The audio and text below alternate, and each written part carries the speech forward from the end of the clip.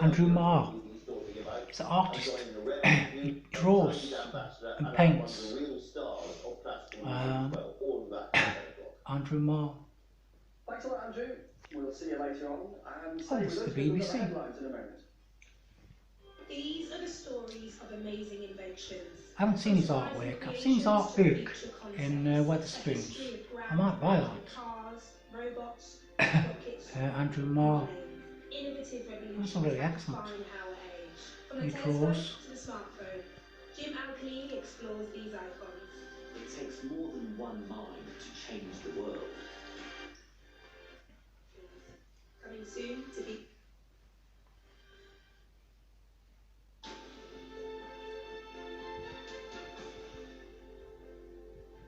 Hello, this is Breakfast with Chris Mason and Victoria Frick. It is 8:30. Here is a summary of this morning's main news. The White House has been described as uniquely dysfunctional and inept in leaked memos from the UK's ambassador in Washington.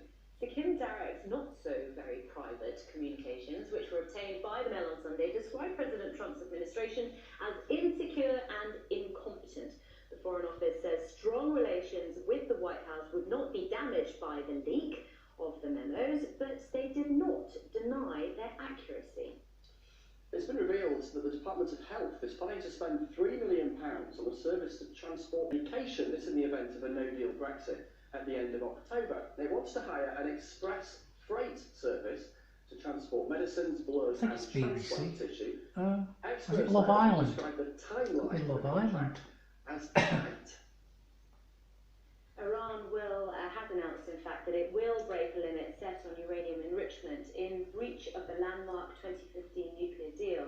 The country's deputy foreign minister said Iran still wanted to salvage the deal, but blamed European countries for failing to live up to their own commitments. The US unilaterally withdrew from the agreement in 2018. It has since reimposed strict sanctions on Iran. The Home Secretary, Sajid Javid, has thrown his weight behind Boris Johnson to be the next Prime Minister. Mr Javid, who was eliminated from the leadership contest last month, is the most senior cabinet member to endorse Mr Johnson. He said that he reckons Mr Johnson was better placed than Jeremy Hunt to, as he put it, deliver what we need to do at this critical time. More protests have just started in Hong Kong today as the row over China's control of the region continues. These are pictures from last week. Activists storming the Parliament building to oppose a controversial bill which extradition to China from Hong Kong. China has already issued a sharp rebuke to the UK over its support for pro-democracy campaigners, warning Britain not to interfere in its domestic affairs.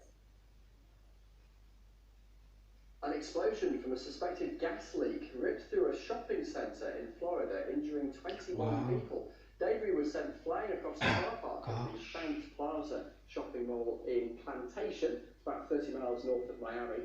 The blast could be heard several miles away. It's not yet known what caused it. 41 migrants on board a rescue ship that docked at an Italian port without official permission have now disembarked. The ship landed yesterday on the island of Lampedusa, which is north of Libya, even though Italy's far-right Interior Minister Matteo Salvini had warned it to stay away. The charity that chartered the vessel said conditions were intolerable.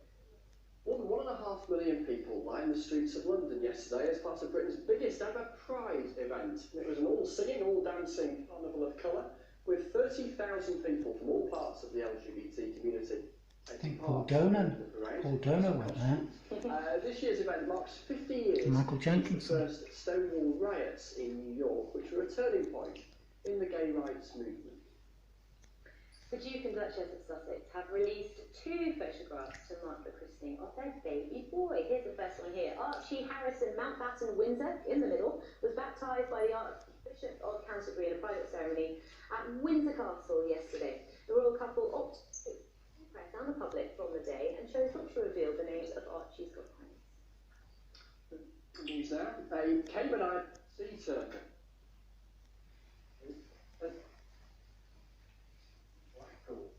The large creature, called Phoenix, weighed in at a hefty 19 stone. Robbie Williams' turtle died. The Sea Life Centre's protection programme. Turtle numbers numbers are dwindling around the world due to threats like breeding for the food industry and industrial fishing. Well, what do they do with a shell for some croutons? Oh, I hope not. I hope not. Horrible. Who could eat phoenix? Wow. Yeah. Made quite a few bowls of the stuff, didn't they? Those are your main stories, and bringing you all the breaking news here on BBC Breakfast. Good to find out the name, because a few hours ago we didn't know it was called Phoenix. No, we had some 50 years of knowledge by discovering that this morning. 25 to 9, Hugh is here. Very happy about the turtle news to reach us this morning. Both big fans of Phoenix and others, and it's interesting to see them smiling as well, because this is the kind of game, doubles, if you are an amateur tennis player, you tend to enjoy the game most when you play doubles, so it's great to see two legends of the sport enjoying mixed doubles in the way that so many of us who attempt to play it incredibly badly do on a daily basis. They've got new partners, they've got a new hashtag as well. Serena Williams and Andy Murray have become Sir Andy, and they have a first win under their belts as well. More on that in just a moment, because it came at the end of an eventful day at Wimbledon. Johanna Konta came from a set down to beat Sloane Stephens and reached the fourth round of the women's singles. She'll play the sixth seed and two-time former champion Petra Kvitova tomorrow in the last 16. Elsewhere, Harriet Dart and Dan Evans both lost in the singles. You can see all the highlights on the BBC Sport website. Brilliant game, tennis. I don't understand the rules, but Enjoy it. Calling England's third-place playoff at the World Cup nonsense, and the players were pretty crestfallen afterwards too. They lost 2-0 down. 22 minutes of the playoffs. Sophia Jakobsen getting the second. England did rally the first half. They got a goal to Fran Kirby. What a goal it was too. Their comeback would then have been complete were it not for another intervention from the video assistant referee. Just like in the semi-final against the USA, Ellen White thought she'd scored an equaliser. The replays showed she had handled the ball in the build-up. The goal was disallowed and it finished 2-1. I just think maybe there was a carry-on from the semi-final, the emotion, and the two goals actually probably sparked us into a bit of life. And then after that, I thought, I don't think I've seen us play better after that first 20 minutes. The courage to keep going forward, the energy at the end. Both teams were on the knees, to be fair. They gave everything. We gave it our best shot, we fell short, and we're just going to make sure next time we're better. So the final of the Women's World Cup takes place later on in Lyon between the USA and the Netherlands. It has been a hugely successful tournament, but who will eventually walk away as the winning team? Our sports correspondent Katie Gordon is there for us. Morning, Katie. Most of us watching at least, and not least the USA.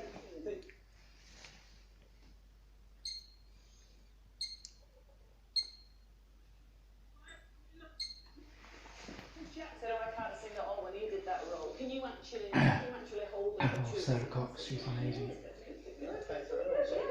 We're harmonising and things. And actually, we know you obviously from we know you from Pussycat Dolls. We know you from being a fantastic finalist in Strictly. Playing all those characters in Strictly, did that help when it comes to playing on Dawn in the West End? Yeah, you know, again, when I was little, musical theatre wasn't something on the list. I was like, I want to do that. And getting into Strictly and not being on stage for like 10-something years, and getting to play all those characters, especially the trolls, we did the Charleston, I just thought, this is so fun. I love becoming a character. I love getting out on stage and telling the story. And it was just kind of divine timing, really, that Waitress came along and this role was available. Fantastic. And you're great in Strictly. And it's so weird, Strictly, because it takes over everybody's lives, definitely you who's dancing in it, but the viewers as well. And then, poof, it's like a weird period, isn't it? It is, yeah. Well, we got to go on tour too afterwards. Would you do the tour after that? That's where most of the fun happens, I've heard from various sources. Maybe. Just wink if you're with me, that's good. Okay, good. Blake, we can't have you on without mentioning the I word in between us. Such a huge, I mean, for a certain age group, like a huge cultural moment, wasn't it? A pop culture.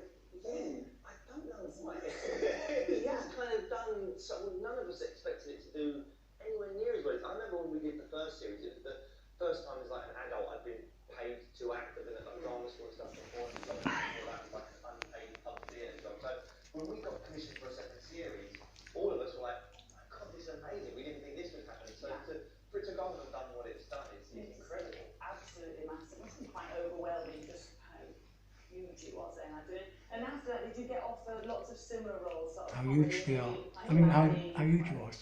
Yeah, I think I've done my best to try and avoid a lot of that and try and. I've always wanted to have a varied career, so it's nice to kind of, you know, do things like waitress, and before that was in World on Fire, which is a World War II drama. Yes, that sounds amazing. When's that out? Do you know? I don't know exactly. I think it'll be out sometime in the next few months. So it's like a multi-strand World War II drama. It's amazing. Yeah, you get to follow so many different narratives throughout the story. You've got like the kind of Helen Hunt is playing an American journalist in Berlin, and you've got Leslie Manville, Sean Bean. Leslie Manville from Mom. Yeah. Funny also. She can act with like. She can make a pupil contract, and you can notice it as a viewer. She's so amazing. I missed that at school. I can't do it. And Sean Bean is opposite. I love him, but he's like, oh, hey up, it's World War, isn't it? We've got to go and fight a war. I'm sure he does it exactly right. I'm available if it's not.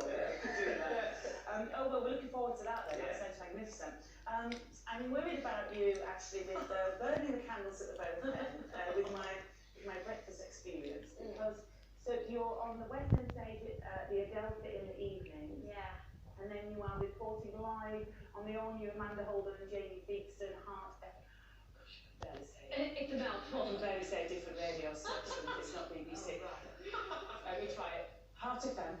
You're reporting for that breakfast show, aren't you? So are you reporting live? I am, yeah. It's live every morning from 6:30 a.m. to 10 a.m. And then I'm also on stage with everybody till about 10:15 p.m. at night. No, So I used to think that, have you heard of sleep? It's just a weird thing that you need to do sometimes. Someone once told me about that. It's been a while, but yeah, I've heard of it. Are you a good cat napper? How are you actually doing it? I am now. I never thought I was, but it's almost like a jet lag kind of feeling. So, I try to take naps in the day, but sometimes I'm walking around like, whoa, where am I at? But and you don't just pretend. You don't just be in bed and be like, I want the red carpet, no sign of Tom Cruise yet. Drew on the go. I wish. Sometimes I doubt it. We've got to bring Betty to the party now. This beautiful girl here. She plays the track handpicked by our guests. She pops them up on our Spotify playlist. Ashley, your turn. Do the honors. Okay, and that's Betty? This is Betty's dog. She'll play with you now. If you want to have line. Okay, please, Betty, play my fantastic tune.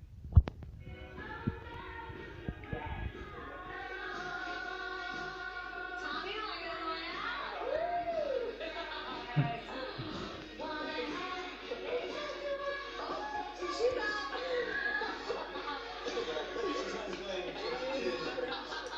She's not into it. That's just a feel-good song, isn't it? Just to get you dancing, fun with the girls. It's a great tune.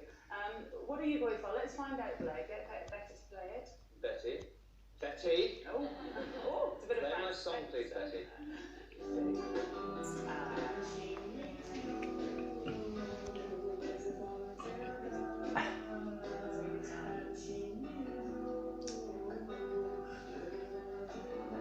I can actually play the guitar. I don't know if you noticed my guitar miming. It was a bit more Spanish-y. Old Jay and Matilda. Yeah, so I was obsessed with that first album when it came out, and my daughter was in my wife's tummy at the time that we were really into that, and so we would put the phone on the bump, as it was affectionately called, and play Matilda, and she'd go nuts. So I don't know what my daughter thought of it, but yeah, so we were just constantly winding up my daughter by playing her songs. Right, all I guess we'll pile in with their tunes throughout the show. We'll put them on the playlist, which is quite an emotional roller coaster, some of the tunes on there. Harry Hill put Ernie, the fastest movement in the West, on there the other week. So the night with Old Jay, I think you'll enjoy. Beautiful. Okay, you can catch Ashley and Blake in the Waitress at the Adelphi Theatre in the Western End. It's fantastic. Ashley Roberts and Blake Harrison, everyone. Great time now. Maybe take a sip of my secret potion. I'll make you fall in love. For a spell that can't be broken, one drop should be enough. And then come back to us as Tom Walker will intoxicate you with his singing. We shall see you in a spell.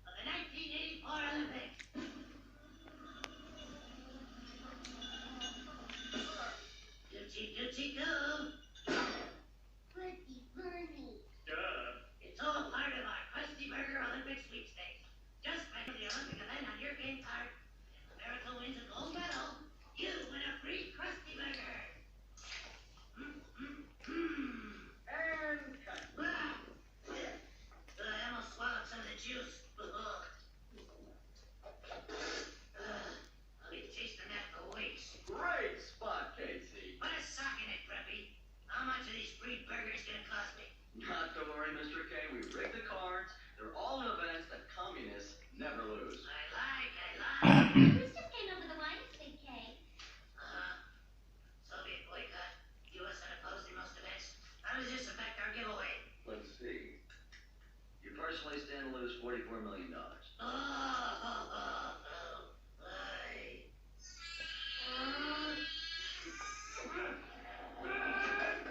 From now on, the baby sleeps in the crib. Crib, I'm a baby. I know how to handle this. Just use a little reverse psychology. Let's go, Marge. Leave the baby with his little crib.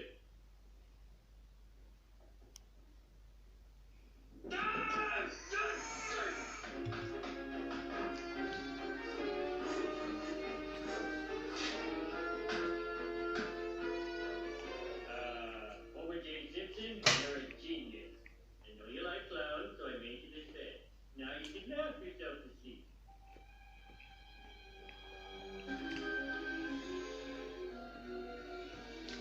If you should die before you wake.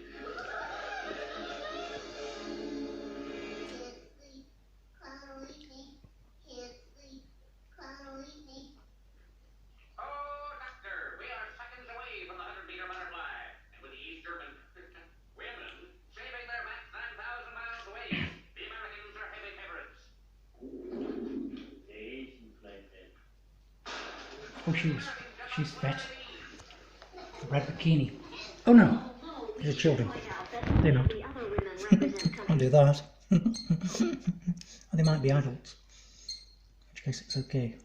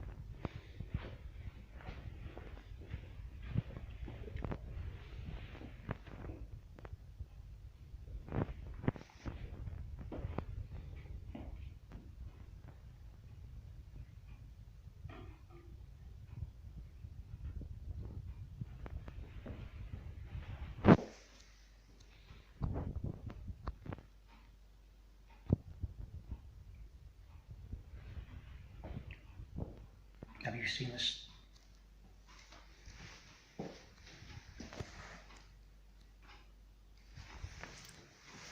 A stolen vehicle.